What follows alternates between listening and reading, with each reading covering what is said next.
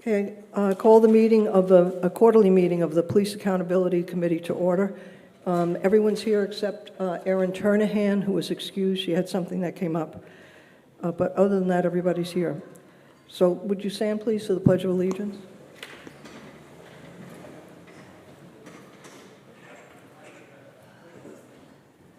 I pledge allegiance to the flag of the United States of America and to the republic for which it stands, one nation, under God, indivisible, with liberty and justice for all. Okay.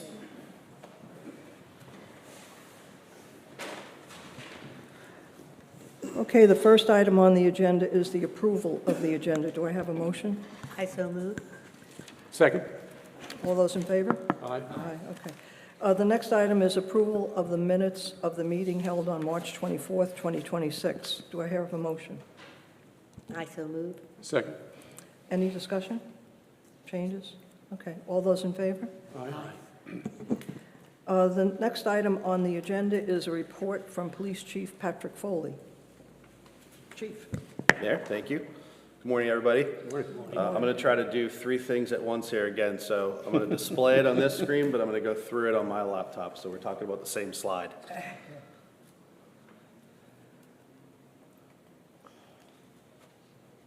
All right. So we're going to go over some notable, since our last meeting, I think our last meeting was in the later end of March. Since our last meeting, some notable community events that the police department actively participated in. We had two officers attend a Back to Blue caravan during Police Week. This was at Fenwick Island State Park. Got regional attention from the group. Very supportive of law enforcement. Two officers went down there for that from our agency, as well as 6 or 7 agencies in the area. Two officers the day after attended a Sussex Tech High School Law Enforcement Memorial as a Peace Officer Memorials Day. This was held by the student body of the high school and recognized by the Junior ROTC program of Sussex Tech High School. It was a very, very nice event for the high school to put on for law enforcement. Two officers and one lifeguard from the town provided a presence for a planned Indian River High School senior sunset. A gathering of 100+ students. This is the senior body. Was not a senior skip day. This is a planned event. It actually got canceled twice because of weather. It was a senior sunset party type atmosphere on the beach from 5 to 8 p.m. We had 2 officers and a seasonal police officer assigned to this just to provide security, visibility, and Captain Donnelly from the lifeguards provided a lifeguard for this event because it was a nice day and we didn't want any instances in the water. Memorial Day weekend, the Poseidon Festival, we had a community relations event with reflective band handouts and bike lights for the Poseidon Festival the town puts on up in the boardwalk. This past weekend, we had a presence at the Hudson Field. This is a very new event around Sussex County. Hudson Fields is in, I think, Milton, Delaware, along Route 1, north of Lewis. It was a first responder rally this past Saturday. We had an officer go up there with a police vehicle and also trailered our utility vehicle, the UTV that we use on the beach. Some committee members have been in this on patrols at nighttime. It's a very useful tool that we have. We brought that. People were jumping in and out of it with our police cars. They loved it. It was great public relations for us. We also, I'm going to speak on this in a few slides. We used a FCVC grant, which is funds to combat violent crimes. This is a federal grant that we receive from the government. We utilized a high specific presence for this Friday, Saturday, and Sunday. This is in addition to all our boardwalk security and presence for camera monitoring and presence for our special events on the boardwalk. This was in the event of a mentioned takeover that was advertised in Ocean City and an event that went on in Rehoboth Beach. And geographically, we're smack in the middle, so if anybody wanted to stop in Bethany, we wanted to be ahead of that and have a strong presence for that.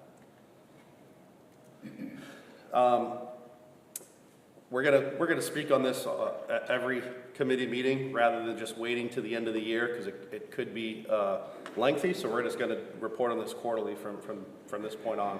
Officer discipline, use of force, and citizen complaints. These are all necessary, required information that we relay to CALEA as well. I'm happy to report that we had 0 officers involved in an internal affair investigation thus far in 2026. We had 1 officer that was formally counseled regarding a prisoner transport policy and prisoner search. This was involved in a post-arrest. An item was discovered in the car. Counseling, as we mentioned, is formal coaching. It's a form of discipline that we use under CALEA. This just pulls the officer aside, explain their wrongdoings and how it's not consistent with our policy. And it's essentially a step above a written warning. This stays in their service jacket for 6 months. Very happy to report 0 citizen complaints thus far in 2026. I believe I spoke in this on our last meeting because it was later end of March, but on March 7th we had 1 use of force complaint. It was a white male that was non-Hispanic. He was forcibly taken to the ground by Bethany Beach police officers who were assisting the Delaware State Police with a domestic incident outside of our jurisdiction. This was reviewed, body cam and reports, and it was well within our scope of use of force policy. Next is training and education. The chief, deputy chief and I attended a national hurricane conference in Florida, Orlando, Florida in March. As you can imagine, it was very overwhelming being hosted by Florida agencies and Florida parts of government. It was a very valuable learning tool that we discovered being in a hurricane zone. A lot of what to do's and what not to do's, and a lot of errors played out by governments that we got to learn from firsthand. A lot of networking was done, especially with Ocean City partners that were there. Very, very useful, very knowledgeable material, and it could not be in a better spot for us to go down to Florida and speak with the pros. I mean, they deal with it a lot more than we do here. In April, post the Police Officer Standard and Training Unit, we had a meeting with the executive director with other agencies throughout Delaware that have seasonal police officers, and just kind of got together and spoke about our training academies and curriculum for seasonal officers. Post mandates under Delaware law, 94 hours, which is the standard. Bethany Beach Police Department, our minimum standard training is 206 hours. We're well over, and it's because of CALEA. Anything our officers do, not much different than Denrec and Dewey Beach and Rehoboth Beach, but because we have CALEA, they want our officers, our seasonal officers, handle up to a misdemeanor crime, whether a criminal summons takes place, and they want them highly trained, geared towards all the aspects required under CALEA. So we go above and beyond the Delaware State minimum standards. I think I'll speak on this in a few more slides too. 2 officers attended a 32-hour, 4-day interview and interrogation course held in Ocean City, Maryland. 1 officer attended a 40-hour FBI LEADA supervisory leadership course. This is required for an upcoming promotion this summer. We like to have our officers trained before the promotion occurs. You know, with summer coming around, usually it's kind of difficult to do this. CALEA requires within 6 months of a promotion, either before or after, to be trained. We like to get ahead and train them before the promotion. We had 1 of our officers who was deployed for 2-week mandated training under the Marine Reservists in May. That was PFC Contorno in New Jersey. He went to Japan. Japan. He was in Japan for 2 weeks. Next, these are 2 flyers. They're actually flip-flop. They should be on the other side. The one on the right is going to be held next Monday, June 8th, in this room from 10 a.m. to noontime. This is a shoplifting, theft prevention, and bicycle safety seminar. This is going to be geared towards business owners in town. We do have a problem with shoplifting and thefts within stores throughout the summertime. It's a nationwide problem. We see it from June till September. We like to get ahead of that, educate the business owners on trends and patterns that we see and investigate with data from previous summers. We're also gonna go over some bike safety practices and laws that they can relay to their workforce, who a lot of them ride their bikes to work. This event was initially hosted and advertised by the South Coastal Library. Unfortunately, because of lingering construction, we had to move it. So it was advertised by them. They were hosting it, but we moved it to this room next Monday. These flyers that you see were made up, and we're going to actually disseminate today. They're probably out there right now disseminating them to all the stores and businesses in town. This is open to anybody. I think last year we had a couple businesses from Millsboro that came down and attended this. We got to educate them. The flyer on the left is also the next day. It's Tuesday, June 9th. This is our 3rd annual student safety seminar for the foreign students. Again, this was initially hosted and advertised by the South Coastal Library. Because of the construction, we had to move it last second. This is going to be held same spot as last year at St. Anne's Church on Garfield Parkway. Great venue for us. They give us a hall where we do all our vendor setup and lunch. They also have a classroom for the Mariners Bethel ABC Bike Loan Program. And as you can see in that flyer there, Corporal Rogers, who's one of our bike instructors. He'll be out there, maybe not this year with an injury, but he'll be out there instructing, foreign students as well as the Mariners Bethel Bike Safety Program. They have a very large parking lot at the church. We're very fortunate to letting them use their facilities. Again, we're very grateful for that. But next Monday and Tuesday, this flyer actually was disseminated to businesses last Friday and Saturday. I spoke to Coastal Point this morning. They're going to advertise both of these, I hope, in this coming Friday's Coastal Point, and we're going to advertise heavily on our social media. So we hope to have a very large presence in both seminars next week. And again, this is just for education, community awareness, and prevention.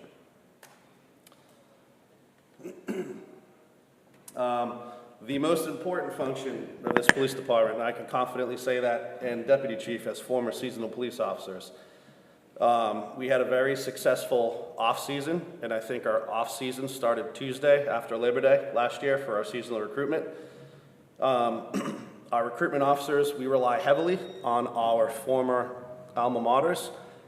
Excuse me. Out of the 12 Bethany Beach officers, I think maybe 8 are not from this area.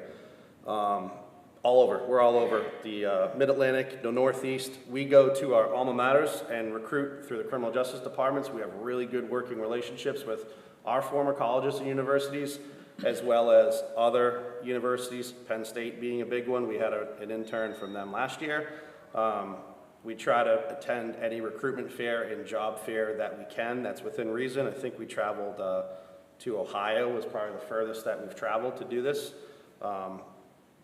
We advertised very heavily on our social media, and I will be perfectly honest with you, the town approved budget increase for our seasonal officers that were getting paid $20. The $2 increase was monumental in receiving a lot of applications after our initial advertisement. I think every member in this committee has been through and been part of our seasonal training. It is not easy. They have been on ride-alongs with full-time officers, and they see firsthand what our seasonal officers go through nightly on their shifts. They deserve that $22 an hour. They're an absolute asset to this agency. We could not function without them, and it's very unique that we have them. We're one of the only few CALEA agencies that actually have seasonal police officers like this, so it's very unique to CALEA as well. So that is our pride and joy, and like I said, Deputy Chief Norman and I are both former seasonals, as well as 11 of our 12 officers. It's a very benefit to the town as well as the police department. We hired 10 new recruits, and we have 5 returning officers. Returning officers are tough because of all the training and the vetting process that they go through to get hired. They get picked up by agencies full-time throughout the off-season. We lost one early 2026 that went to a full-time agency. We planned for 16, but ended up having 15 this summer, which is great. Again, they go under 206 mandated hours of academy instruction through CALEA. This incorporates 62 hours of Police One curriculum, which is tracked and logged. This is leading up to the academy where they can do it in their own pace and their own time. And this is in addition to a 4-week field training program where they're side by side with the full-time officers learning on the job. The 4-week FTO program is in addition to those 206 hours. So really when they're all said and done, it's very late June, very early July where they are 100% good to go on their own and hit the streets by themselves. We also hired 3 administrative assistants / front desk receptionists.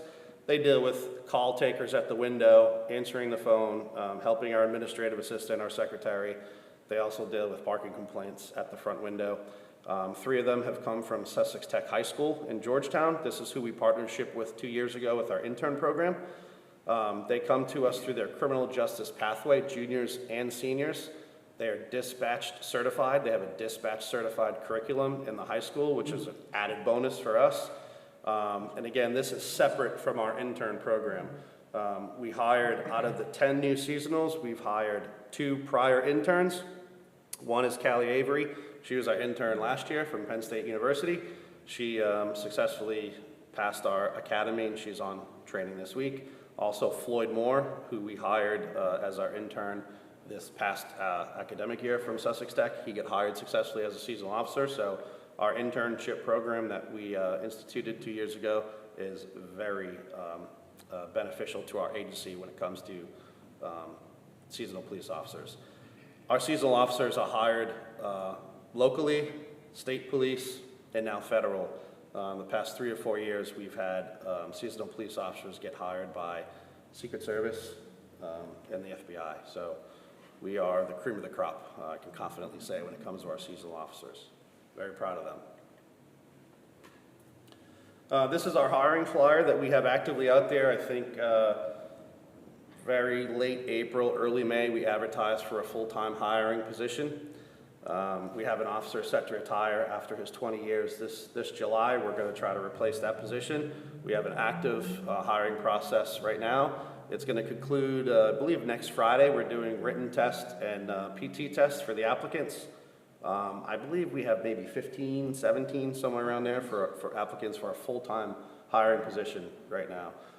Again, an increase in our starting salary, $83,000 helped out as well. A lot of Maryland police officers have applied to be Bethany Beach officers. There was a few from Sussex County agencies that have applied. And we have a couple seasonal police officers that are current that have also put their name in the hat for the testing process. So that's going to close next week. We're going to do a hiring process, written and PT test, start that off starting next week. A lot of these slides are current, past. It includes April and May, and then we're going to touch on some future components for the summer that we have planned for Bethany Beach Police Department. In the month of April, we had 19 Office of Highway Safety. This is all federal grants that come to us separate from our patrol officers being on the street. So these are allocated towards special Office of Highway Safety, Traffic Safety Initiative campaigns where we focus on traffic enforcement. My philosophy is education over enforcement. Sometimes you need to go straight to enforcement because Office of Highway Safety is trying to crack down on specific targets and campaigns and get ahead of certain issues on certain time frames. Spring break, you could notice the BREAK. This was their targeted campaign in April. It's their distracted driving month as well. This was targeted during the actual spring break of local high schools and colleges in the area. We also targeted Easter weekend and warmer weather weekends we get grants for with a lot going on in Sussex County. Office of Highway Safety gives us specific time frames to go out there and enforce certain laws.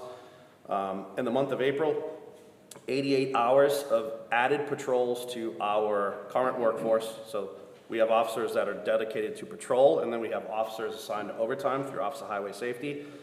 Targeting specific offenses in April was DUI, speed, reckless driving, distracted driving, seatbelt, and cell phone enforcement. Deputy Chief Norman and I also get out there separate from our jobs, work these overnight. DUI enforcement, we try to do as much as we can to provide additional coverage for this. It is a lot. Our officers work 4 days on, 4 days off. A lot of us are parents, a lot of us have families, a lot of us have lives outside of the job, and our officers are very dedicated to this town, and they come back. You're going to see in the bottom of the next 4 or 5 slides, commitment of Bethany Beach Police Department staff to provide staffing and coverage.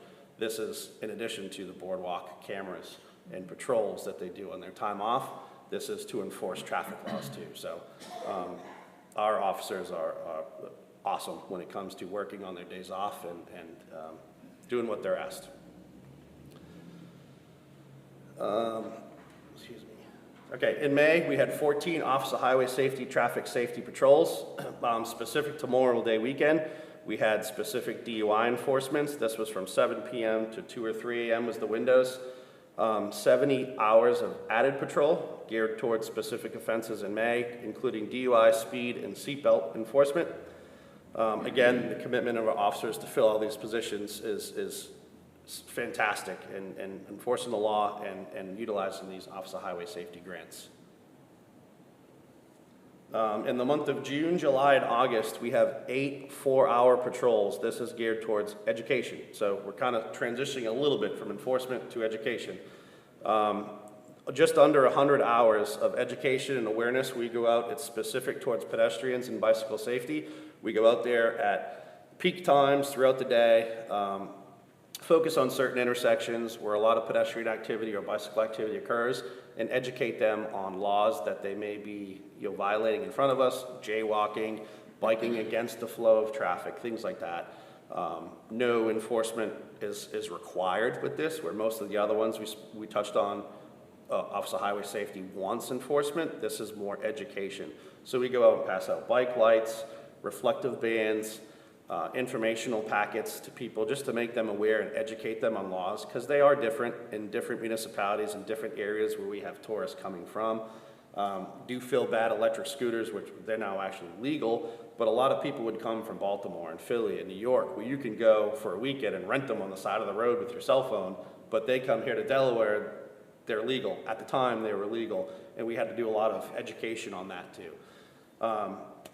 Again, this is in addition to all of our staffed patrols, and again, the commitment of officers to fill these 100 hours, just under 100 hours of education and awareness campaigns is very crucial to the mission here.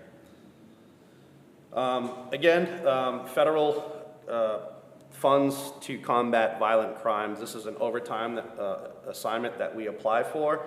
We were given $35,000. This is based off the size of the agency. We were given $35,000 grant to utilize for summer. This could be really anything. We specifically use it for overtime, and quote unquote boots on the ground is what we use it for.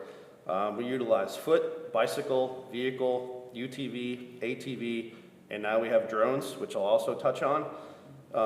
This is to, especially this summer, if there's any coverage lapse, if there's an officer on vacation or an officer out sick, if it's anything, or in training, anything that we can get ahead of, we utilize this to supplement town overtime, and we pay them to be visibly present, juvenile curfew, advertised takeovers that we'll touch upon too.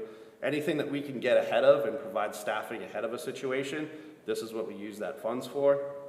We just made it effective this past weekend. It usually lasts through October or November.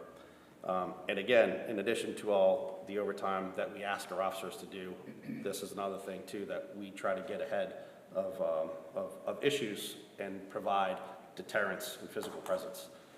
Our drones, this is new. This was town funded and approved through the budget.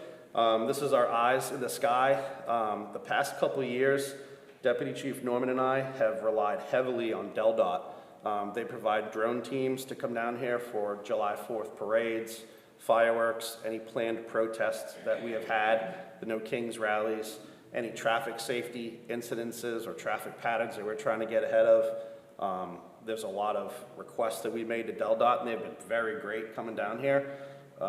We decided it's time to get our own drones. We have 4 pilots, myself, Deputy Chief Norman, Corporal Rogers, and PFC Contorno. I'm pretty confident, correct me if I'm wrong, I feel like I can go fly a Boeing 747 after all that training.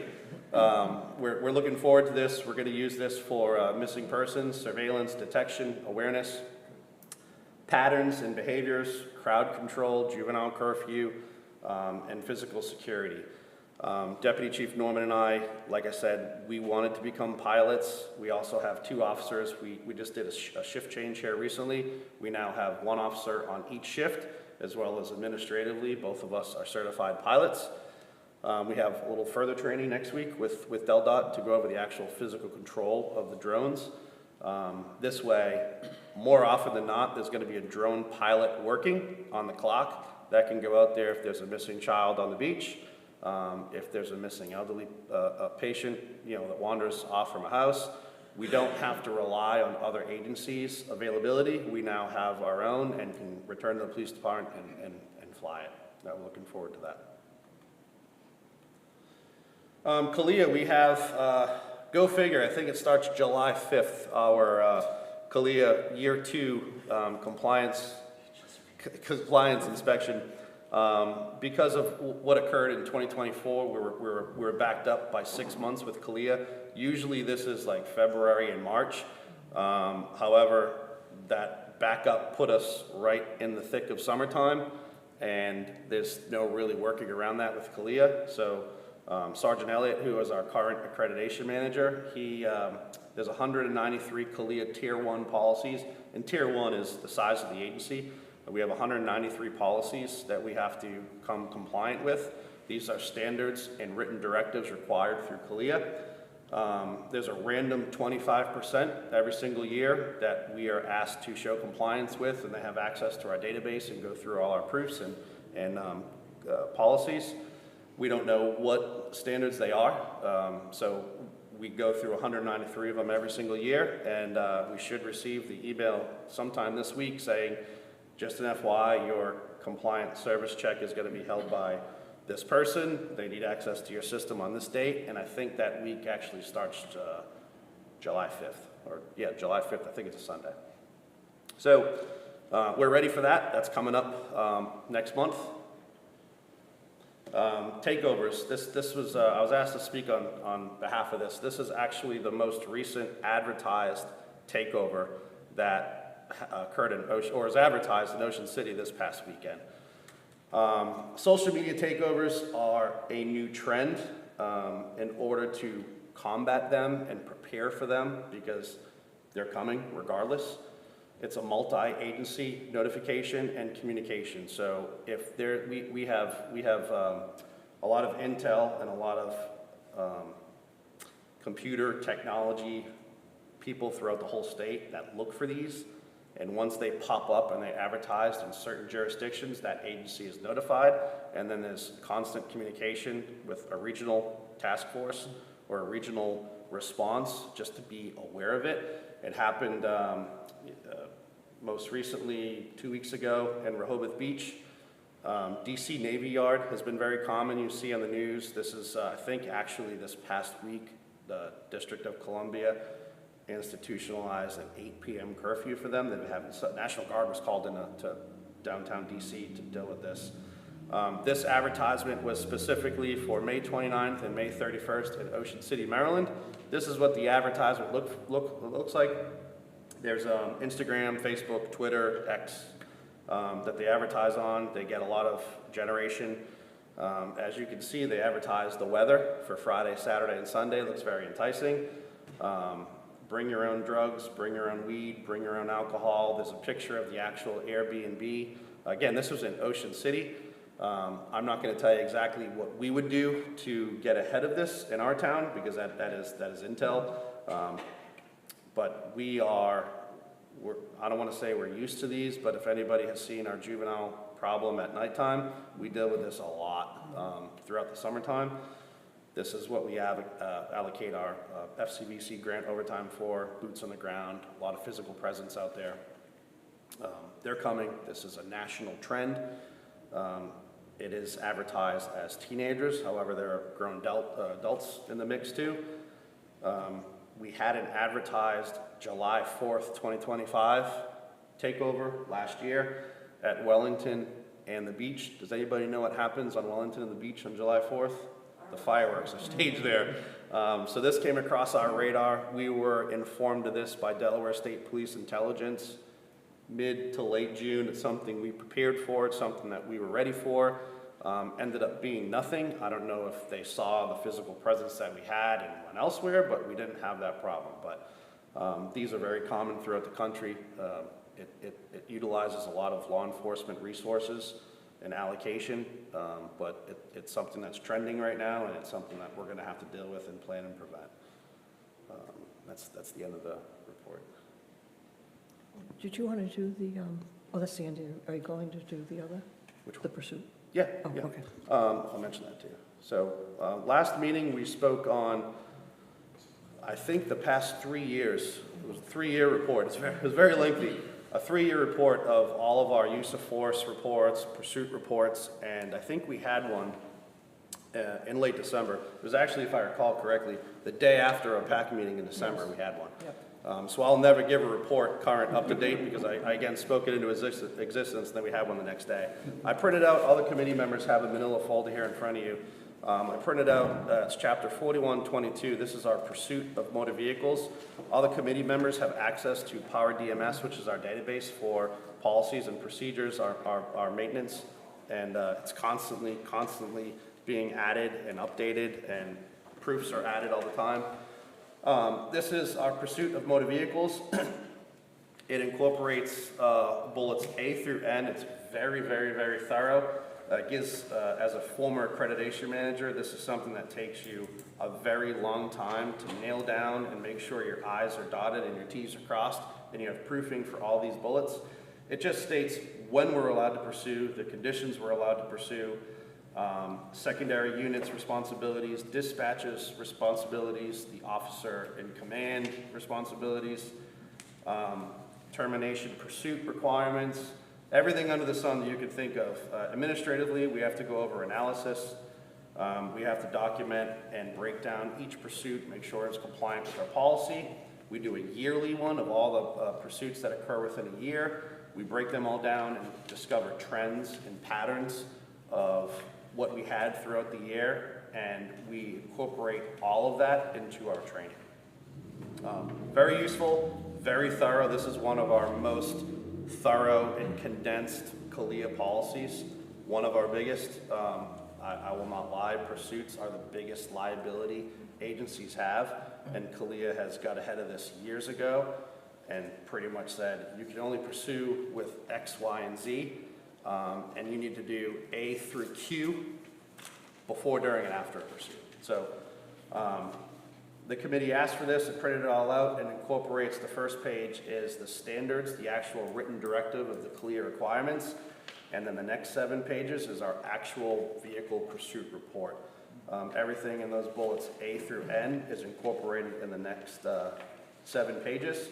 This is updated every year, so let's say if our CSM review finds something that we can improve on in our July CSM, we'll go through administratively with our accreditation manager. We'll make the necessary adjustments that might be suggested. It's constantly evolving, constantly updated, which is a fantastic thing about CALEA. It's constant eyes in the policy, which is great. I would just add to that, last year, Chief Foley gave us all the access to that database, and these policies are there. So if you haven't gone through that database at all, I would encourage you to do it, because there are some very interesting things included in that, and this was one of them.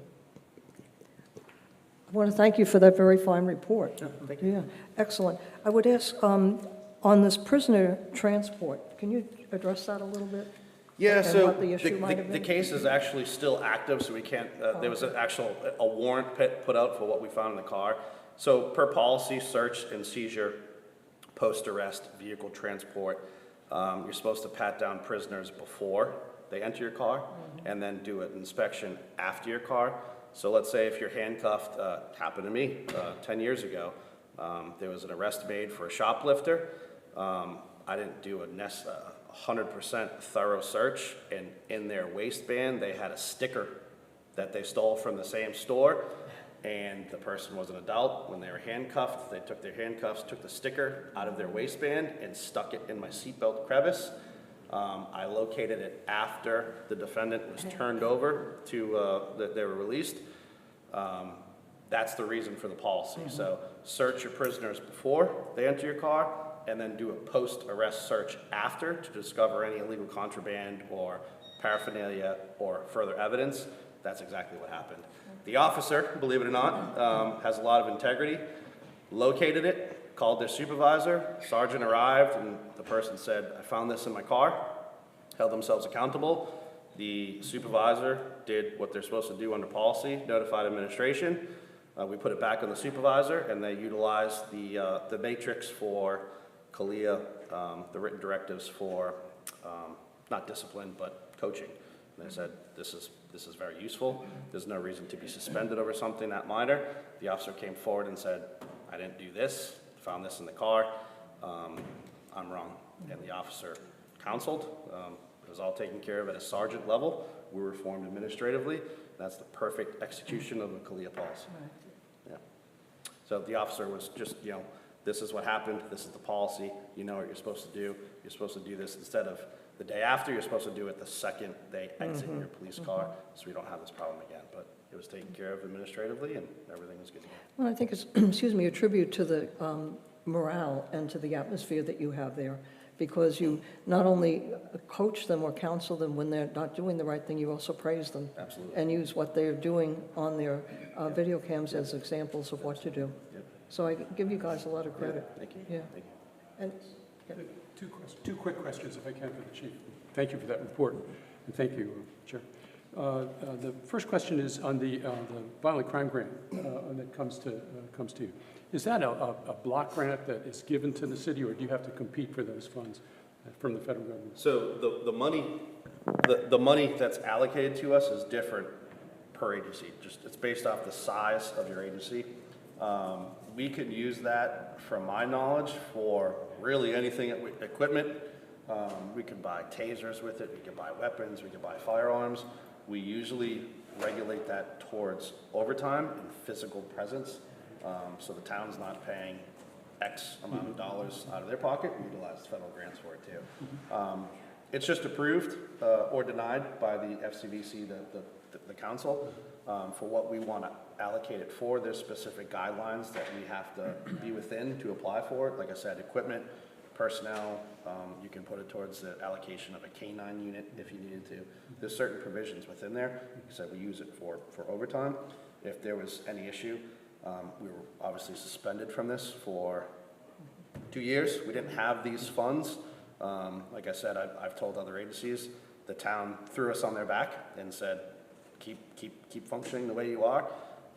And now we're getting these funds back. We got them last year, so this is the first summer that we've been allocated to use these funds as our new administration.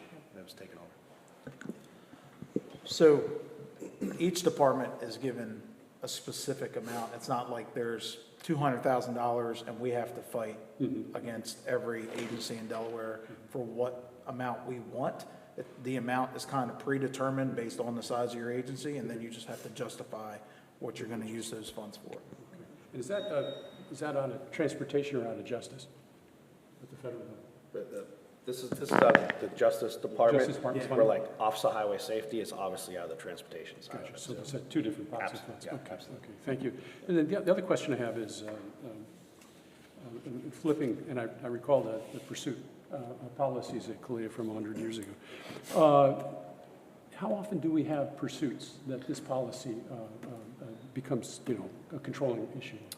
On average, if we're involved and we put our lights on and chase a car and it goes north of the National Guard camp, if the officer justifies their lights, they're attempting to stop a vehicle, cause that pursuit, we document it as a pursuit. So 7, 8 yearly, is that about right? I think the average is anywhere between 5 and 7. It's not many in town. Yeah. Well, I'm sorry, just a question, in the documentation that you have to do to satisfy CALEA, if you look at those 7 or 8 incidents that you've got, how much time does that take the department to complete? A lot. It's Is a that lot. days or? No, it's a lot. It's a lot on the officer because the officer has to do a vehicle pursuit report, what they saw, why it initiated a pursuit, why they thought it was worth chasing the car, why they ended the pursuit, what they did from A to Z. to make sure it's compliant with the policy. So the officer has to do that on top of whatever it is that they're doing on the road. And administratively, we have to review that. We have to review the body camera, the dash cam to make sure it's consistent with policy. And then at the end of the year, we have to do an analysis on it, whether the date and the time, and look at patterns and trends to see if we can get ahead of these issues and incorporate it into our training. So it works. It's a lot of work, absolutely. I'm not gonna lie, it's a lot of work. I did it on the CALIA side as an accreditation manager. I've done it on a supervisor side as a sergeant. I've done it as an officer on the road, deputy chief, the same thing. But there's a reason. We put a lot of work into it because it's one of the most liable things that agencies are held for when it comes to pursuits. Yeah. And to be honest with you, more times than not, I hope we don't start chasing cars left and right after saying this, but more times than not, we disengage because risk reward. We immediately in the fight, is this worth liability? Is it worth causing an accident? Is it worth X, Y, and Z? Real time, we have to make that decision as officers in the middle of the situation because of CALIA. CALIA, like I said, protects us with all the stuff as long as we abide by it. And with the advancement of technology, you know, whether it be, you know, the license plate readers and Yes. aviation or whatever it may be, pursuits are, I mean, they're trending down for the most part. It's not, like the chief said, the risk versus reward. I mean, it really needs to be something of magnitude to risk the public, Right. you know, and the officer as well. You know. And often, if you just get the license plate number and everything, you have that presumption that they're the... Yeah, so I believe yesterday morning, Ocean City Police had a stolen vehicle. So the license plate is great, but if it comes back stolen, you don't know who's in the car. You have a prime suspect there. The vehicle took off in Ocean. Now, again, this is a separate state, separate agency, separate policy. But after reading the news article, the press release, the news affiliation, it was all the same story, and the police did the right thing. A vehicle took off that was going excess of 100 miles per hour on, I think, Baltimore Avenue, the road that runs parallel to the boardwalk. Very tight quarters. They attempted to stop it. Risk reward, the officer disengaged because the vehicle's going too fast and there's a lot of pedestrians. They picked up on it 31st Street in Ocean City, activated their lights. The vehicle went excess 120, I believe. They disengaged, they stepped back, and then it got to the Route 90 bridge. They spike stripped it. The vehicle went westbound on the Route 90 bridge. I think it was like 6:30 in the morning. Vehicle was reported stolen. The car went off the roadway. The 3 subjects ran off on foot, and they apprehended all 3 of them. So again, risk reward. You just don't say, oh, that's too much work. We're going to let it go. Somebody else's problem. They stuck with it within policy. And metaphorically, the wheels came off. The suspects just say, oh, I can do whatever I want because nobody's going to chase me anymore. So we have to make that decision. Are we enabling and enticing criminal activity? But we also have to weigh the risk reward of the situation at hand and put a totality of life and death and innocent bystanders and town, you know, like the risk reward of policy and insurance liability. All that is split decision by the officers, which is all under CALIA training and policy. Anybody else? Could you also address the chief of police article? Yeah. Yeah. Thank you. So there was a news article, this is the first I've seen, it's titled Sussex Police Chiefs Launch Ballistics Analysis Network, May 15th, Coastal Point article. Different title for what I know it as. This is, we have a new partnership with a group called Revlin AI. Agencies, it's a pilot program from agencies within the Sussex County. It's now starting to trend upstate a little bit. Long story short, if we come across a firearm or if we go to a scene where there's actual bullets on the ground in real time, officers can take this technology, which is an iPhone and technology from this company installed on it, take the bullet, put it in a casing, take the actual casing, put it in there, and it gives artificial intelligence within 12, 15 minutes, whether or not that bullet has been used in a prior crime. And it stores that bullet into a database. This is a pilot program that we have, we actually took receipt of this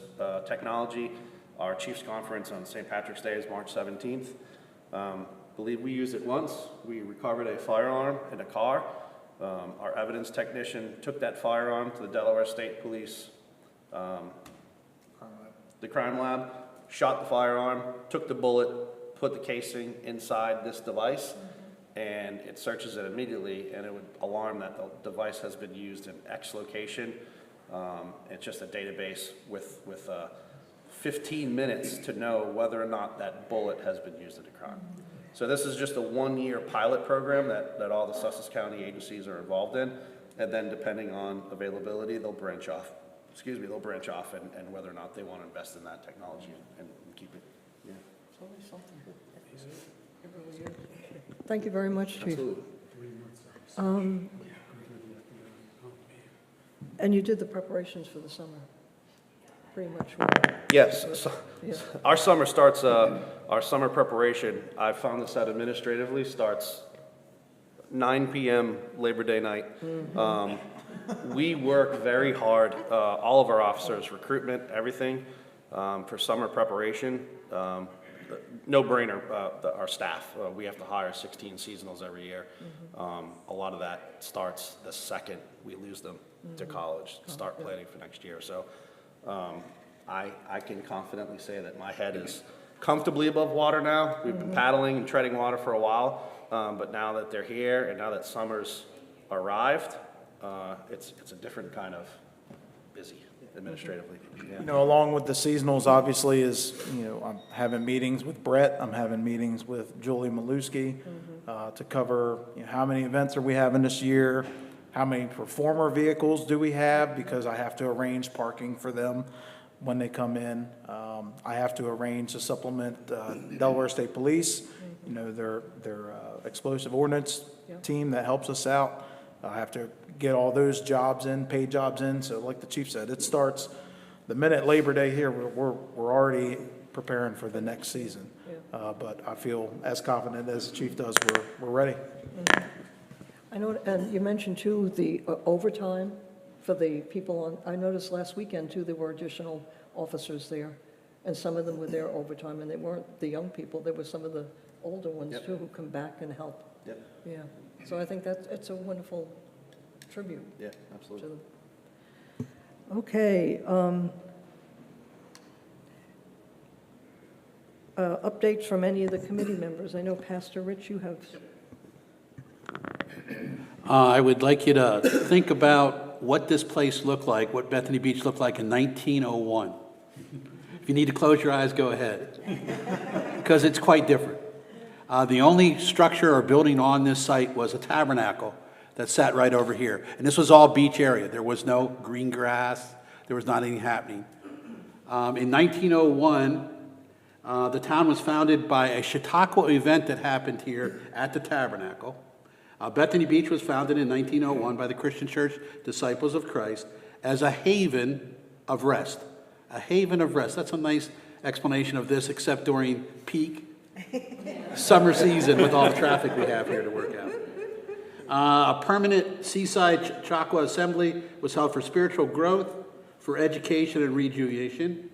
Influenced by the 19th century Chautauqua movement, the town was centered around an octagonal tabernacle, which sat pretty much where the tabernacle is now, but a little bit closer there. And it was the only thing on the beach that we had. To get here, train, wagon, and the final stretch was usually a boat ride that would take you to the loop, right over here by the miniature golf, and they'd let the people off and come in here. They would pull their houses out on skids and put them in their places they work out here. So the town developed. And 125th anniversary is what we're going to be celebrating. If I'm going to put something in the Coastal Point about this event, we have many little workshops involved, but we have about 70 Christian Church Disciples of Christ members are coming in for this event. If you find of any interest when you read in Coastal Point, or if you would like a copy of our excerpt on this, please let me know. I'm sure I can get you in somehow to join the 70 that are here working out. But it's kind of interesting to me as the minister of the church, how this community is so centered around that movement. And how Streets, Garfield, if you don't know, Garfield was the only president of the United States who was a licensed lay minister through the Christian Church Disciples of Christ. Pennsylvania and all these other avenues all deal with our background. And one other thing to share with you, not about that event, but we're meeting this afternoon at 1 o'clock with St. Jude, which is located out of Lewis and Rehoboth. They're looking for another house to house men during the wintertime. And we're hoping that the third house to look at would be Stonehouse to keep them here. And we'll follow the pattern like we did before COVID, which is they sign in 7, 8 o'clock, they stay the night to get out of the weather. At 8 or 9 o'clock in the morning after a cold breakfast, they're released, they're taking places that they can go to, and they come back that evening and sign back in.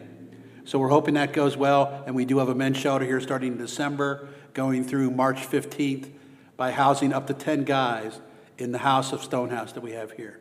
If you have any questions, I'll be glad to answer. I do have a couple little excerpts of this, but it will be in the Coastal Point, I'm hoping next week or the week after, to advertise this event. Thank you, Okay. Mr. Rich. Anybody have any questions? Okay, I think there's no old business, no new business, so if there anyone have any public comment, please come to the microphone and state your name and address, please. Hi, good morning. Good morning, everybody. Justine Kucha. I live in Bethany Beach. Do you want the exact address? I can give it. No, just Bethany Beach at Sea Colony on the west side. I just want to say thank you all for your service, first of all, and thank you to the police officers that are here.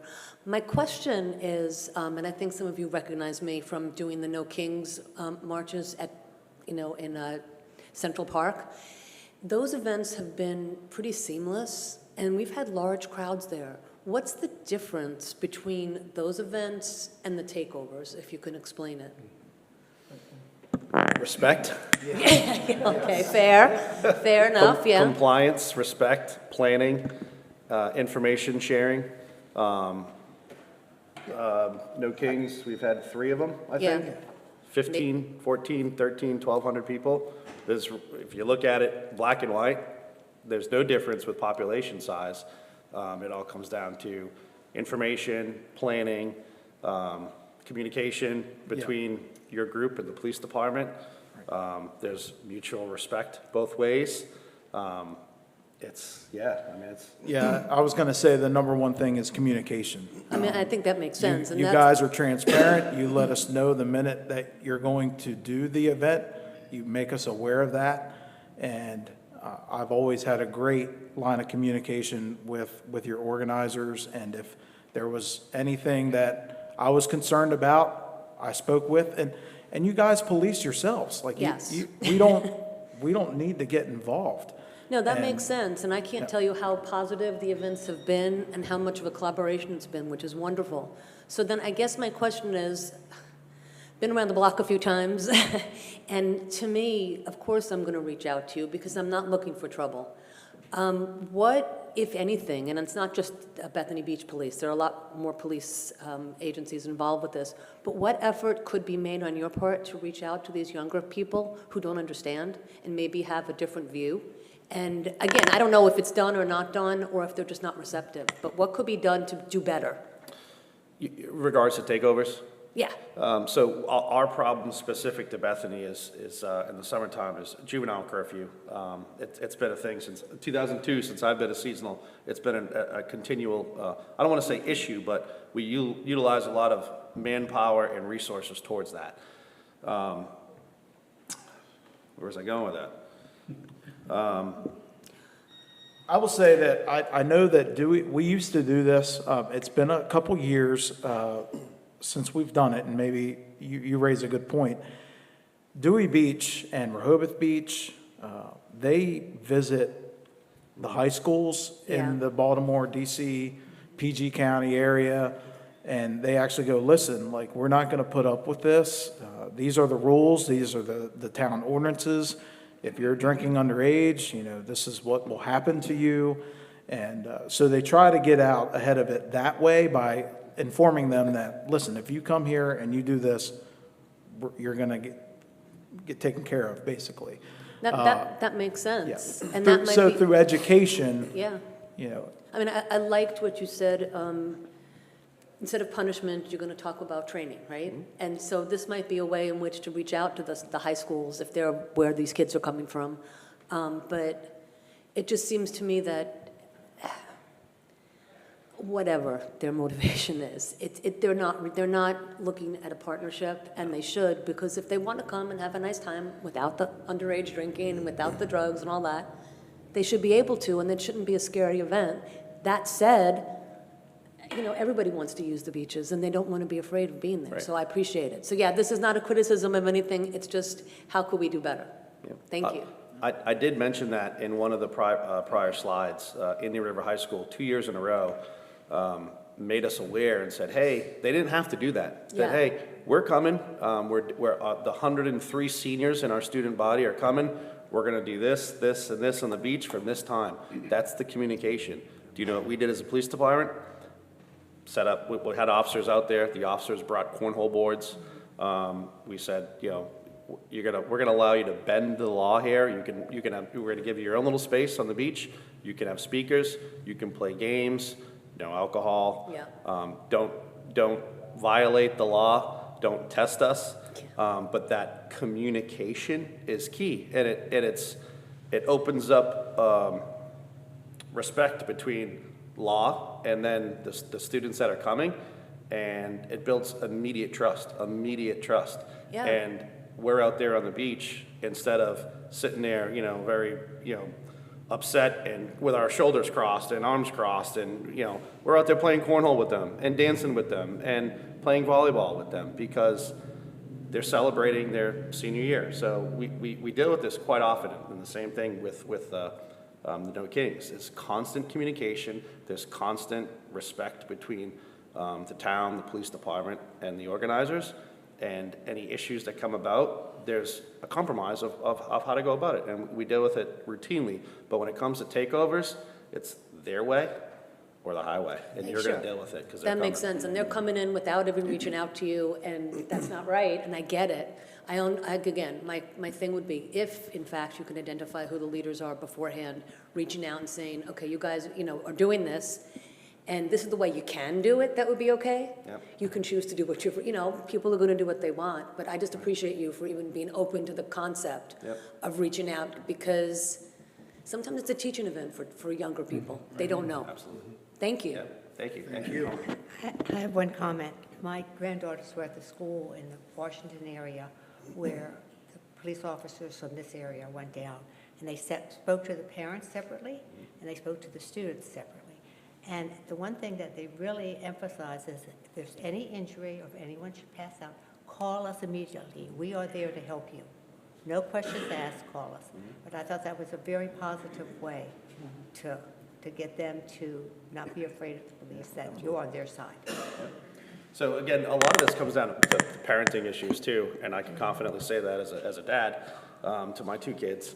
A lot of these, like senior week and stuff, it comes down to enablement and entitlement by the parents. The parents rent these big houses and provide zero supervision in most cases, and the kids just take advantage of that, and then it turns into 195 people in the house, and then the police get there, and it's chaos. We shouldn't have to deal with that. That should be policed by a parent. So we're parents as police officers, but we shouldn't have to police your children. That's a parent's responsibility. And I can, again, I'm a father. I have the right to say that. A lot of this is enablement and entitlement by parents. The kids are just out there running amok and no supervision whatsoever, and then it's our problem. It's the town's problem when you know, at 11:30 at night, when there's 600 of them up there. Brought to my attention that sometimes with the parking we have here, somebody pulls up in a big honking truck and parks on these parking spaces here, and their rear end seems to be sticking out in the road, which is almost down to one lane that we'd have. People at the church have said, why don't we get all those large trucks to go over to the parking lot over there? It has much more space to allow that. We're open to that. It does get to be congestion, and when I don't know how they can afford it, first off. I just went and got gas and spent $62 on getting gas. I don't know how they afford that with the truck. But we do have much better parking in the parking lot that's associated with the camp, where they can pull these big trucks in and not disturb flow of traffic. So I just bring that to your attention as a comment made by people saying, is there any way we can make that aware or available to them that there is a parking area here for much larger vehicles? Yeah, so for our, special events, Julie, she does this, and we're informed with, like Deputy Chief Norman said, if there's a bandstand performance on Friday night, we know how many people are in the band, how many cars they're coming with, and how many trucks or trailers that they need for all their equipment. When it comes to that, the communication and the planning, we absolutely provide space for that as a town to accommodate the special events, the bands that are coming and stuff like that. But with other groups and stuff like that, if there's no communication or anything brought to the town or the police department, that's kind of what you're referring to, that situation where it's just chaos, you know? I mean, at some point, it comes on the responsibility of the driver to understand the position of their vehicle, you know, and if they're 3 foot, 4 foot into the lane of travel, one, they're gonna get a ticket from the parking people. They're gonna pick up on that real quick, or two, a car's gonna hit it and it's gonna be their fault. I understand that. I think that probably becomes an educational piece. Maybe through the parking area, they could put something out saying, listen, you know, oversized vehicles, be careful where you park. You know, this lot's available. It's safer. You don't have to worry about anyone hitting your car. Because it's not really the lane of travel. It's like the bike lane that they're sticking out to. Now we got bicycles going around these large trucks. So, you know, it could be a multifaceted approach between parking and maybe bicycle pedestrian committee or whatever. But I think it's more of an educational piece for those who, it's a common sense as far as, like I have a truck. I'm not going to park somewhere where I'm going to cause an issue, but. I actually noticed a flyer that was all over Facebook the past couple days regarding that specific issue in that parking lot. I don't know where it came from. It didn't come from the police department. I don't think the town events put anything out too, but I did see something on Facebook. It was shared by a lot of people about that specific parking lot for that specific issue with oversized vehicle or trailer attached to it, like a bike carrier or something. That parking lot was advertised for as an oversized vehicle parking lot. Don't know where it came from, but I saw it 3 or 4 times along Facebook and Instagram posts. It didn't come from us, but I think it's a great idea. It is, yeah. Anybody?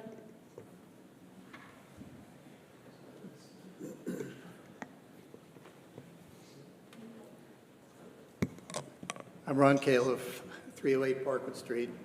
I think most of you know me.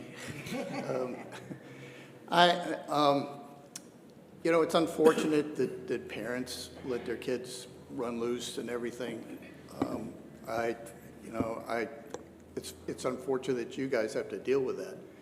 But I think one of the dynamics that our town has, which we are fortunate to have, is that we're known as a family town, and it's mostly families that come here and extended families, which personally I love.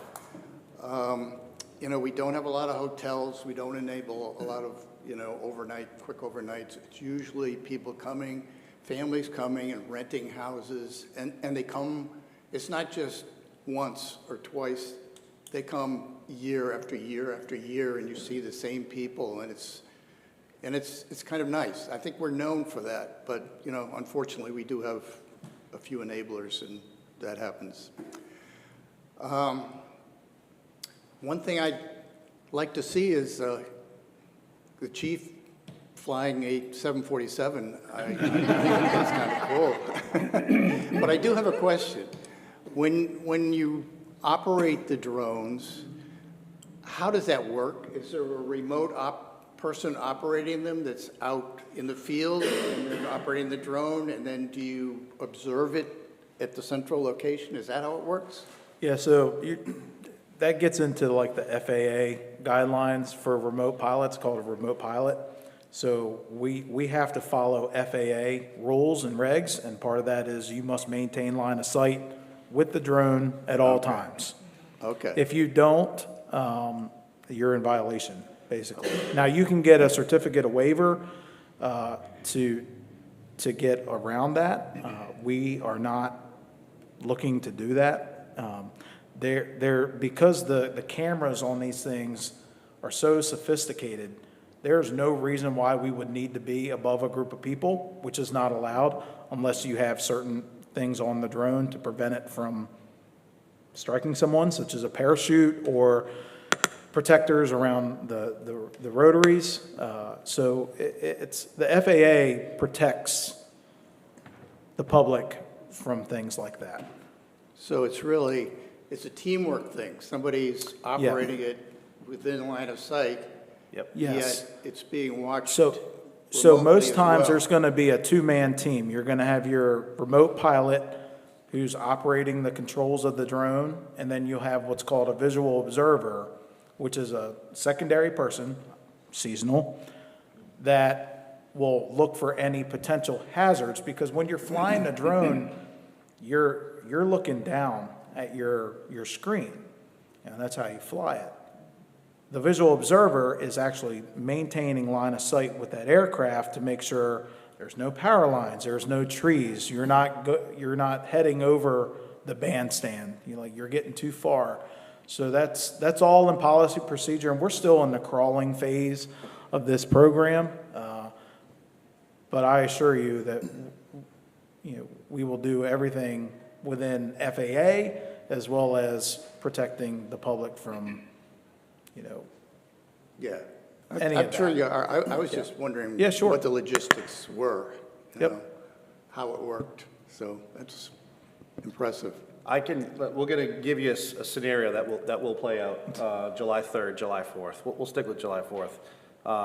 One of us will be operating a drone. We'll have a partner with us.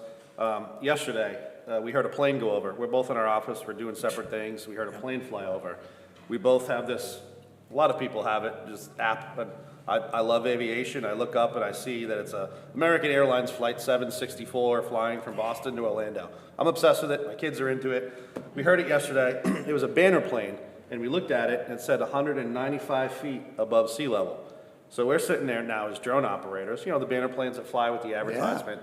That is an FAA issue with us flying a drone. If we're looking for a missing child on the beach, we got to realize that there's banner planes flying on the coast and doing advertisements. We have to yield to that. We have to pull off the drones and wait for them to pass.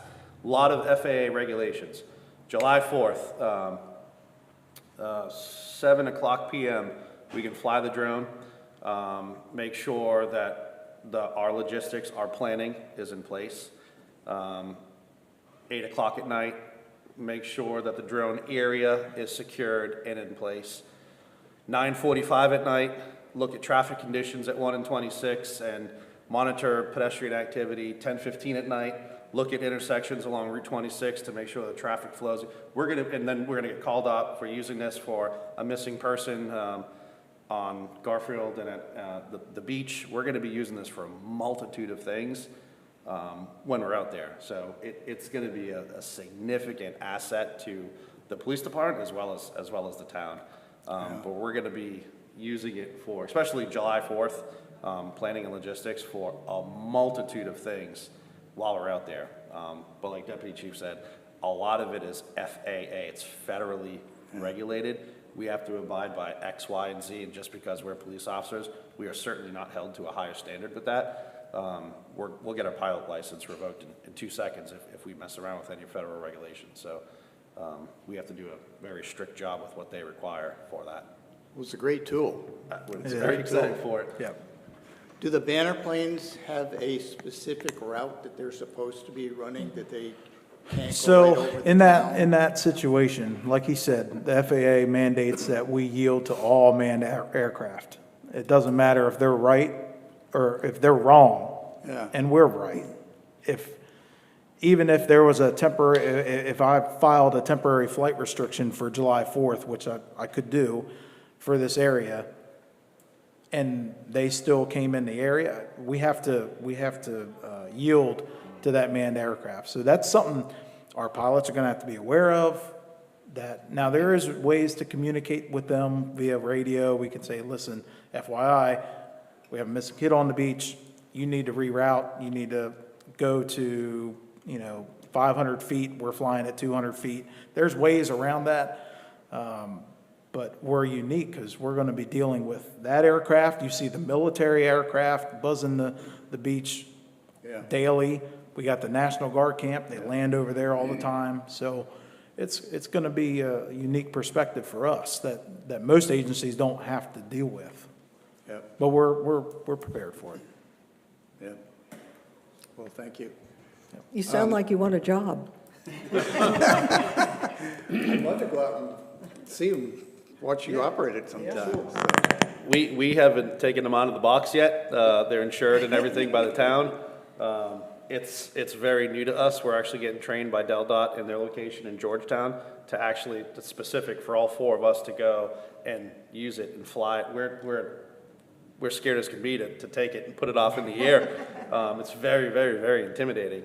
So we're gonna go get trained by Del Dot. They deal with it 8 hours a day. They're pros. They're just gonna break it down and slow it down for us to use it. So it's gonna be a lot of, practice makes perfect type thing, but and one more thing. It's part of our training to watch this over you. we could certainly do that. Yeah, certainly.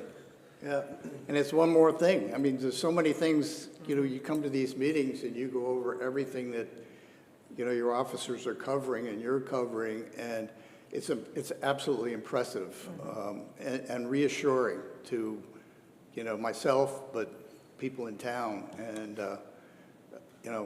kudos out to you for all this. It's great. So, thank you. Thank you. I assume we're getting close to quitting time, so I wanted to make a couple of comments if I could. Excuse me. Oh, shucks will be another.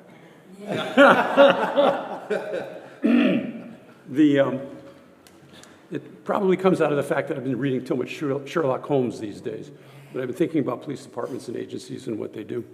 And that led me to reminding myself, which is hard to do, of a speech that was once given by Teddy Roosevelt, former police chief, by the way, in New York City, who talked about the man in the arena.